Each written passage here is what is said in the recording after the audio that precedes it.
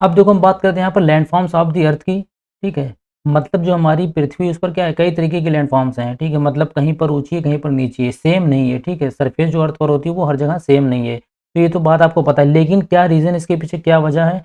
तो 2 ऐसे प्रोसेस होते हैं जिनकी वजह से ये चीज़ें हो रही हैं, ठीक है। कौन से प्रोसेस हैं वो? एक तो होता है आपका इंटरनल प्रोसेस और एक होता है आपका एक्सटर्नल प्रोसेस। अब इंटरनल प्रोसेस मतलब वो सारी गतिविधियाँ, वो सारी क्रियाएँ जो ज़मीन के अंदर की वजह से होती हैं। यहाँ पर कोई ऐसी चीज़ होगी जिनकी वजह से क्या होगा कि हमारी जो अर्थ की जो सतह होगी, ठीक है, वो ऊपर-नीचे होती रहेगी।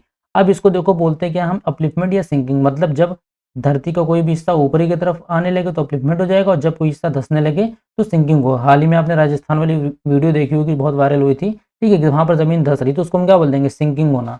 अब यहाँ पर देखो इस चीज़ को समझो, अर्थ में आपको पता है टेक्टोनिक प्लेट्स होती हैं, ठीक है, टेक्टोनिक प्लेट्स होती हैं। ये क्या करती हैं, ऑलवेज़ वाइब्रेशन मोड पे रहती हैं। मतलब मान के चलो एक प्लेट ये हो गई तो एक प्लेट ये हो गई ना। इसी तरीके से क्या करती हैं, वाइब्रेट करती रहती हैं। अब बाय चांस अगर कभी मान के चलो ये वाली प्लेट सपोज़ करो ऊपर हल्का-सा उठ गई, ठीक है? या फिर ये वाली प्लेट नीचे चली गई, तो इसकी वजह से क्या होता है, सरफेस अनइवन होने लगती है, मतलब ऊपर या नीचे होने लगेगी। अब अगर ये टेक्टोनिक प्लेट्स ऊपर चली गई तो सारी जितनी भी सॉइल होंगी, जितनी भी मिट्टी होगी, सबको ऊपर उठा देगा वो, ठीक? तो हम क्या बोल देंगे उसको, अपलिफ्टमेंट। और अगर ये चीज़ नीचे चलेगी, धँसती चलेगी, तो इसको हम बोल देंगे सिंकिंग, ठीक है? वेरियस और भी रीज़न्स होते हैं, ठीक है? उसकी वजह से भी होता है कि आपका अर्थक्वेक, वोल्केनो, ये सब चीज़ें। लेकिन जो मेनली रीज़न होता है वो टेक्टोनिक प्लेट्स की वजह से अपलिफ्टमेंट और सिंकिंग होता है। उसके बाद अगर हम बात करें एक्सटर्नल प्रोसेस, अब देखो इसको समझ लेना, ये 2 चीज़ों से होता है। एक तो होता है आपका इरोजन और एक होता है आपका डिपोज़िशन। इरोजन मतलब क्या होता है कि जब आपकी अर्थ की जो ऊपरी सतह होगी वो टूट कर बिखरने लगेगी, ठीक है? या फिर ऐसे ही हवा की वजह से, मतलब किन-किन कारणों से बिखरती टूटती है? विंड के बहाव से, ठीक है? या फिर पानी के बहाव से, ठीक है? कहीं-कहीं पर आइस भी आता है, ठीक है? तो मेनली विंड और वाटर, मतलब मान के चलो कि अगर ये कोई, हम कह सकते हैं अर्थ की कोई सतह है, ठीक है? अब मान के चलो खूब तेज़ हवा चली तो यहाँ की जो अपर सॉइल होगी वो क्या होगा, धीरे-धीरे यहाँ से खिसकने लगेगी। तो यहाँ पर क्या होता जाएगा, यहाँ पर एक तरीके से ज़मीन नीचे होती चली जाएगी, ठीक है? या फिर पानी का बहाव आ रहा है, मान के चलो पानी का रास्ता यहाँ पर अगर हम बताएँ, पानी का रास्ता मान लो ये बनता चला जा रहा है, ठीक है? तो यहाँ की ज़मीन क्या होगी, यहाँ की ज़मीन खत्म होती जाएगी, तो क्या मिट्टी यहाँ पर हट जाएगी, तो क्या हो जाएगा, गड्ढा हो जाएगा, ठीक है? और उसके बाद अगर हम बात करें, अब ये जो गड्ढा हो गया है, अब क्या होगा कि यही विंड और यही वाटर और यही आइस की मदद से, ठीक है, क्या होगा, यहीं पर बड़े-बड़े पत्थर टुकड़े होकर के पानी से बह के क्या आएँगे, एक जगह पर फिर ठहरने लगेंगे, रुकने लगेंगे, ठीक है? तो हम क्या बोल देंगे उसका, डिपोज़िशन हो गया, मतलब रीबिल्डिंग ऑफ सरफेसेज़, ठीक है? सरफेसेज़ रीबिल्ड हो जाएँगी, और जब ज़्यादा इकट्ठा होने लगता है तो क्या होता है, फिर वो एरिया ऊँचा हो जाता है, ठीक है? फिर वो प्लेट्यू भी बन सकता है, पहाड़ भी बन सकता है, कुछ भी बन सकता है।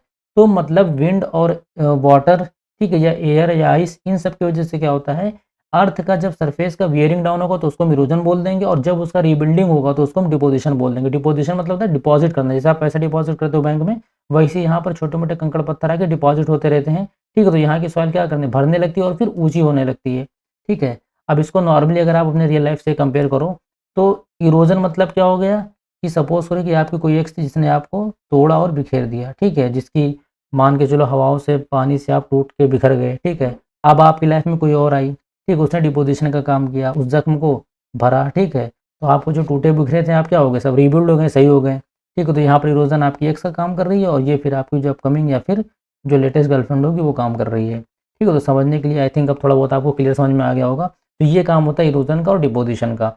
अब चलो इसके बाद हम बात करते हैं नेक्स्ट की, इन चीज़ों से क्या-क्या चीज़ें, किस तरीके से लैंडफ़ॉर्म्स बनी हैं, ठीक है? तो सबसे पहले हम बात करते हैं, मेनली अगर हम बात करें माउंटेन्स, ठीक है? माउंटेन्स, प्लेन्स और प्लेट्यूज़, ठीक है? इन तीनों में थोड़ा हम फ़र्क भी समझेंगे, और यही चीज़ें ज़्यादा एग्ज़ाम में पूछी भी जाती हैं। अब माउंटेन्स की अगर बात करें यहाँ पर हम, तो माउंटेन्स क्या होती हैं?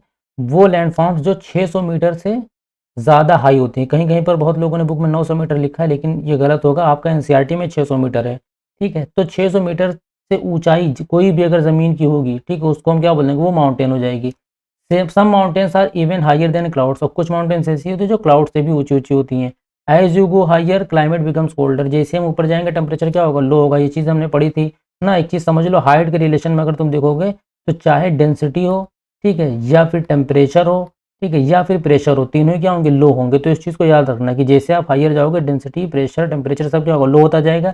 इसी वजह से क्या बोलते हैं, जो क्लाइंबर्स होते हैं वो ऑक्सीजन सिलेंडर लेके जाते हैं ऊपर, जिससे वो साँस लेने में उन्हें दिक्कत ना हो, ठीक है? तो ये रीज़न का भी क्वेश्चन आपका सीटेट पेपर 2 में आया था। इससे पहले हमने पढ़ा ही दिया उसमें प्रीवियस चैप्टर, जिन्होंने पढ़ा होगा डोमेन्स ऑफ द अर्थ में, नहीं पढ़ा होगा तो जाके एक बार प्लेलिस्ट देख लेना, ठीक है? वहाँ पर 6 क्लास के सारे चैप्टर वाइज़ हैं। बाकी लास्ट में हम इसकी एक मैराथन वीडियो भी करा देंगे, ठीक है? जिससे आप वन शॉट में पूरा देख लो। लेकिन बेहतर है चैप्टर वाइज़ देख के नोट्स बनाओ, ज़्यादा अच्छा है।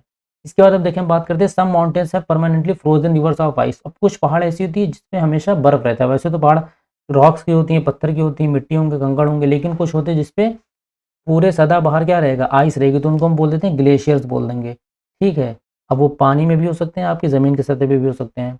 अब देखो सम माउंटेन्स आर अंडर सी। अब कुछ माउंटेन्स ऐसी हैं जो पानी के अंदर हैं, ठीक है, जिसे मौना किया हवाई में है, ठीक है, जो 10,205 मीटर है, मतलब आपकी माउंट एवरेस्ट से भी ज़्यादा ऊँची है ये, अंडर पैसिफिक ओशन।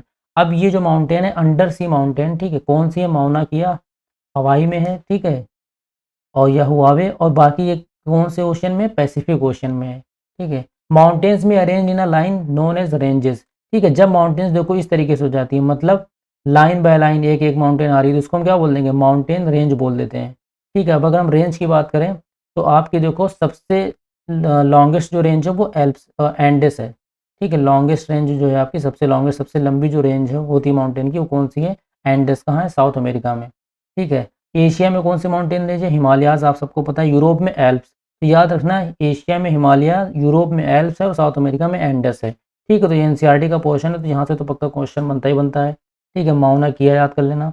जो सीटेड वाले उनको तो भैया सिर्फ एनसीईआरटी के पढ़ो, एक्स्ट्रा आपको कुछ पढ़ने की ज़रूरत भी नहीं है। बाकी जो अदर एग्जाम्स के लिए हैं, ठीक है, वो इसके बाद भी अगर एक्स्ट्रा पढ़ना चाहते हैं तो पढ़ सकते हैं। वैसे बुक में इतना ही दिया हुआ है, तो फिलहाल आपको कोई दूसरी बुक पढ़ना पड़ेगा फिर। अब यहाँ पर देखो हम बात करते हैं कि माउंटेन्स बनती कैसे हैं, ठीक है। अब देखो मैंने बताया था कि जो माउंटेन्स बनती पहली बात तो इंटरनल प्रोसेस की वजह से बन रही हैं, तो दो कारण होते हैं, टेक्टोनिक फोर्सेस या फिर वॉल्केनिक प्रोसेसेस, ठीक है, या फिर इन दोनों की वजह से बनती है। अब यहाँ पर देखो सबसे पहले अगर माउंटेन की टाइप की बात करें तो एक होता है आपका फोल्ड माउंटेन, एक होता है ब्लॉक माउंटेन्स और एक होता है वॉल्केनिक माउंटेन्स, ठीक है। अब फोल्ड माउंटेन की अगर हम बात करें, due to collision of the two tectonic plates, ठीक है। अब यहाँ पर अगर आप देख रहे होगे तो देखो एक ये टेक्टोनिक प्लेट थी, ठीक है, ये इसका एंड है और ये है, ठीक है। कॉलिजन मतलब आपस में आके टकराने लगेंगे, तो उससे क्या होगा, या तो ये नीचे चली जाएगी, ठीक है, या तो ये नीचे चली जाएगी। तो सपोज करो अगर ये नीचे चलेगी तो यहाँ पर पार्ट क्या होगा, अपलिफ्ट हो जाएगा, ठीक है। अब सेम इसी तरीके से थोड़ा आगे भी ऐसे होगा तो वहाँ पर भी ऐसे अपलिफ्ट हो जाएगा। तो इस टाइप के जो माउंटेन बनेंगे उनको क्या बोल देंगे हम, फोल्ड माउंटेन। जैसे आपका कौन सी है, हिमालय या फिर एल्प्स, ये कौन सी है आपकी, फोल्ड माउंटेन।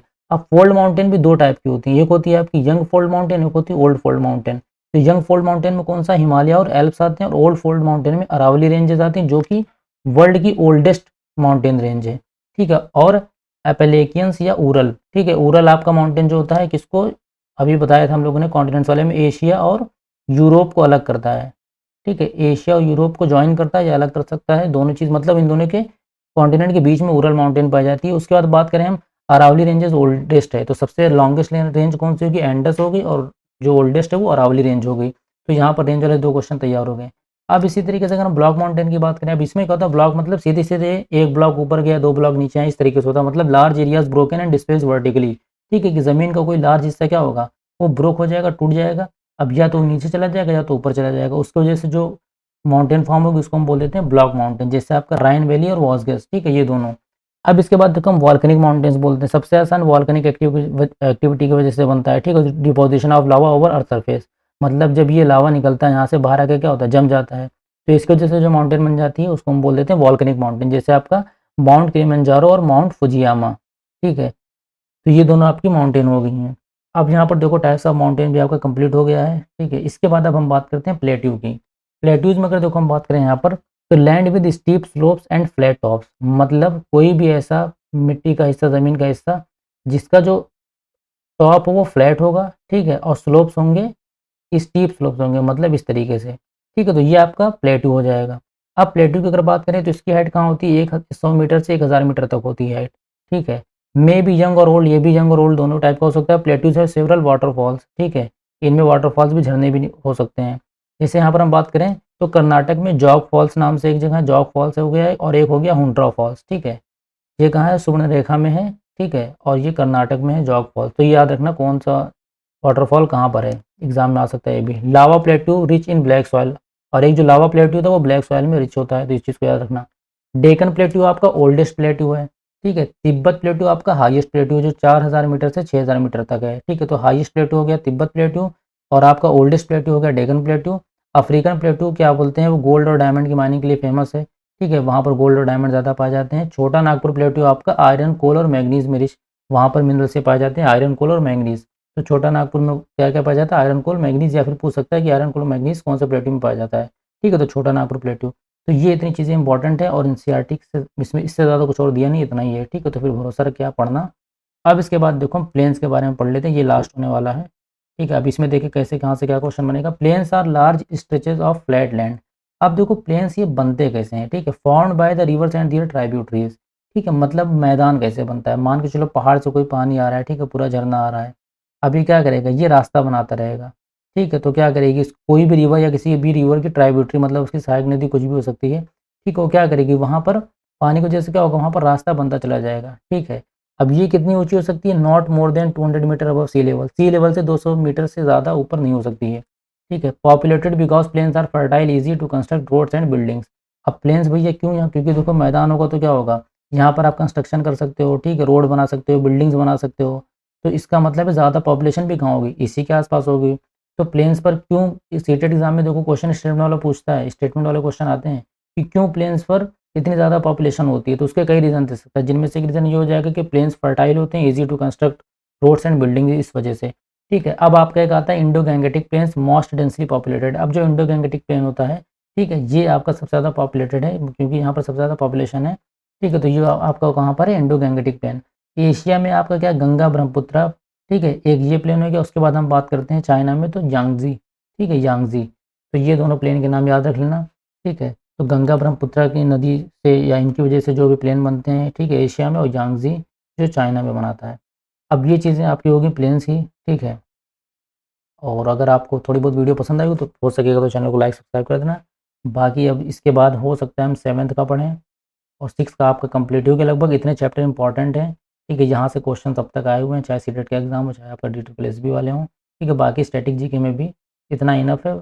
और इससे पहले जो वीडियोस सब पढ़ाई है तो आप चाहो तो एक बार जाके देख लेना, वो सब आपके लिए ज़्यादा बेहतर काम आएँगे, ठीक है। चलो फिर मिलते हैं नेक्स्ट वीडियो में, तब तक के लिए बाय बाय।